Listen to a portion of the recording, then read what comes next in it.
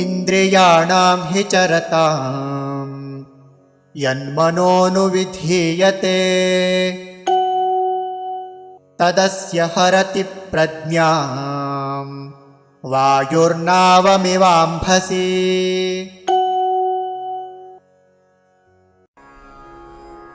इंद्रियाणां हि चरतां यत् मनः अनुविधीयते तत् अस्य हरति प्रज्ञां वायुः नावम् इव अम्भसि। इन्द्रियाणां हि चरतां यन्मनोनुविधीयते तदस्य हरति प्रज्ञां वायुर्नावमिवाम्भसि।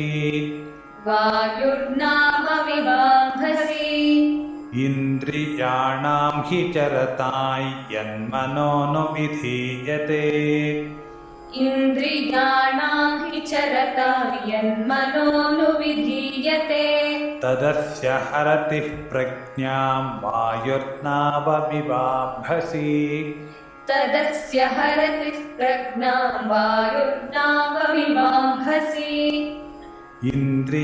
इन्द्रियाणां हि चरतां यन्मनोनुविधीयते तदस्य हरति प्रज्ञां वायुर्नावमिवाम्भसि।